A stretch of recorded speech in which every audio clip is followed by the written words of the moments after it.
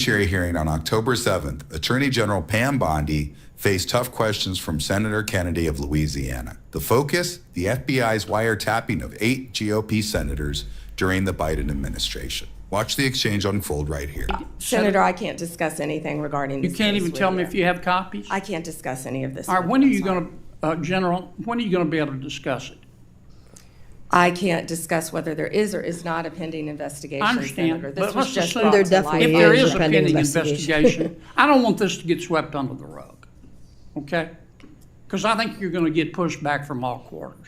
I think the telecommunication companies are going to be all over you like a bad rash because they've got liability here for just turning over these records when they knew what was going on. I think some FBI agents may have some liability here. I think a special counsel might have some liability here. If I were your special counsel and you had appointed me and I wanted to get the records of a sitting United States senator, is that something you would expect me to tell you as Attorney General of the United States? They better have. Yeah. And Do we know in this instance of the 8 sitting United States senators if they told Attorney General Garland? Senator, I just learned about this very recently, as did Director Patel, and we cannot discuss the details. I don't know many of the details. Well, maybe we ought to get Attorney General Garland here. Mm-hmm. Do you know if the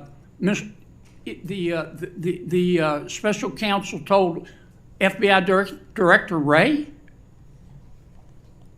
Is that something? Let me put it another way. If I were your special counsel and you were the director of the FBI, and I'm trying to get the phone records of a sitting United States senator, did I mention it was a sitting United States senator? Is that something that you would expect me to tell you as director of the FBI? In general, I would believe the FBI would help execute the subpoenas. Yeah. To the businesses. Okay. For more All right, congressional. that's it. Cool.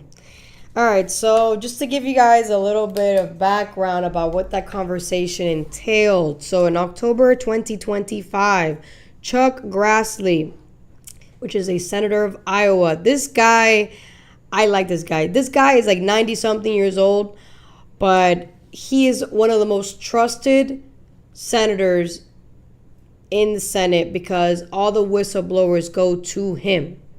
They trust him compared to anybody else. And he's been in office for a very long time.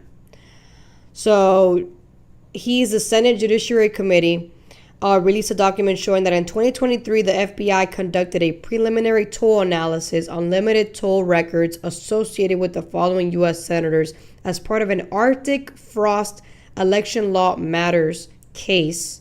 Senators that were listed was Lindsey Graham, Bill Hagerty, Josh Hawley, Dan Sullivan, Tommy Tuberville, Ron Johnson, Cynthia Lummis, Marsha Blackburn. These are all Republican senators. Okay. The data apparently covered the period January 4th to the 7th of 2021, just after the 2020 election, around the time of January 6, 2020 Capitol events. The tolling data refers to metadata, who called whom, when, duration, location. So that sounds like they tapped their phones. Metadata, and then it says here, for example, who called whom, when, duration, and location. Not the content of the call. Okay, so I guess not the content of the call, so it's technically not a tap. Because when you tap somebody's call, I would assume, I don't know, I'm never, we wouldn't know, but from what we've seen on, in cop shows and stuff or FBI shows, when they tap a call, they could actually hear the conversation like in real time. But in this case, they were able to find out who was calling, who called whom, when the call happened, the time, and the location, which is pretty scary. The document specifically states that the content of the calls were not included. But we don't know if they were tapped though. So that information has not been released yet. But I mean, if they found all this other stuff, who's to say that they didn't tap the call? So in the investigation Arctic Frost, was reported opened in April 2022 by the FBI to examine possible efforts to overturn the 2020 election, which later became part of a broader investigation by Jack Smith. Jack Smith is the special counsel that went after Trump. Well, there was other prosecutors from other states that went after Trump, but Jack Smith was a special counsel that was literally appointed by Biden's DOJ to go after Trump. So when people say that Trump is weaponizing the justice system, that is false. The weaponization happened under Biden's administration, and it's going to be exposed under Trump's administration. And then because it's going to be exposed under Trump's, of course, the media is going to be like, oh, he's weaponizing the justice system. No, he's using the justice system to literally expose the weaponization that happened before him, and not just before him, but about him. Because it was all about him and people that, were right wing, people that were protesting for pro-life in abortion clinics, parents that were against the whole LGBTQ movement. They were also targeted. The January 6th people, those who actually didn't commit any crime, they just walked in there, were also heavily targeted. So yeah, this I think is going to crack, because it's crazy how when citizens are surveilled, sucks to suck, you're a citizen. You don't have any resources. We're just normal people. We got surveilled. It is what it is. But if senators get that treatment, all hell breaks loose. And I understand, I totally understand that, if they can get surveilled, then we're, screwed, literally. But the fact that they were targeted, 8 Republican senators, totally partisan, under the previous Department of Justice, that's going to literally open up, or it's already opened up, a Pandora's box. And they're going to literally find out, they're going to have to subpoena Jack Smith, and they're going to find out the weaponization that happened in detail under the past administration. Maybe some of the things that are going to be classified, we're not going to know about it, but we're going to know the most important parts in order for us to understand that the past administration went so far that all they're trying to do is just balance things out, as far as you can't do that. People say, oh, they attacked you, so you're attacking back. No, we're not attacking back. We're showing that you attacked us, and we're making sure you never try to attack again. And that's the real goal. Because if nothing happens, and they don't go after the what do you call it? The people that do communications, the phones people, what do you call them?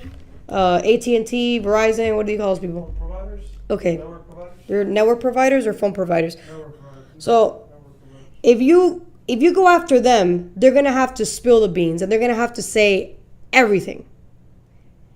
And once they do, then everything else should trickle down. Because this is just, this is corruption, in the most simplest form. If you can tap a sitting senator or a congressman or a president or a governor or a mayor, what can you do to me? What can you do to somebody who doesn't have those resources? So this is, to me, one of the many important cases to fight back the corruption and the weaponization that happened previously. And not to mention, the reason I wanted you to open up ChatGPT is I want you to find out how many presidents have used surveillance. Pretty sure Obama was one of them, but I want to confirm because I don't remember. Have you used surveillance? Yeah, against their political opponents in the United States. In case they're assuming it's in general, worldwide or something.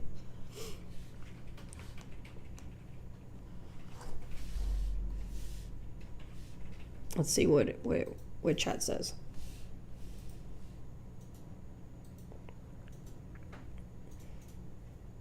I have a feeling it's gonna be Obama, but because I remember reading something about that, but I don't want my memory to fail me.